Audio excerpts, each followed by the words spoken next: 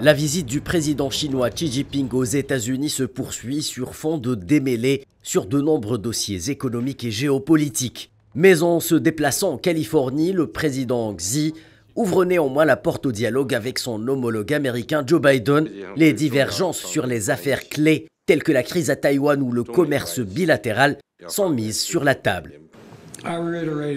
Écoutez, j'ai réitéré ce que j'ai dit depuis que je suis devenu président, ce que tous les présidents précédents ont dit récemment, à savoir que nous maintenons l'accord selon lequel il existe une politique d'une seule Chine et que je ne vais pas changer cela. Cela ne va pas changer. C'est donc à peu près dans quelle mesure nous avons discuté.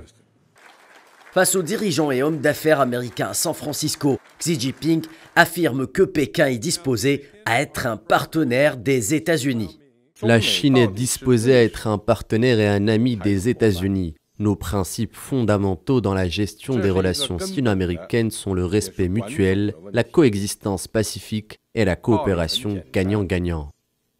Un pas de fait dans chaque direction en vue de renforcer une confiance fragile, mais la prudence semble de mise en temps de bouleversement géopolitique majeur. Après que les deux dirigeants ont convenu de reprendre les communications militaires et travailler pour réduire la production de fentanyl, Joe Biden commet l'affront de trop en conférence de presse.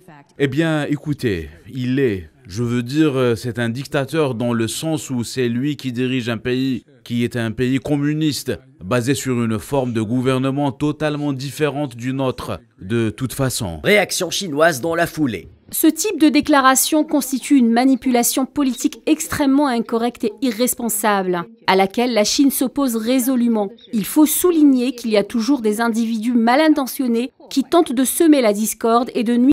En attendant de savoir si la planète est assez grande pour que les deux puissances puissent prospérer ensemble, peu de certitudes se dégagent de cette rencontre entre un président réélu depuis peu et un autre qui s'apprête à remettre en jeu sa place au bureau ovale.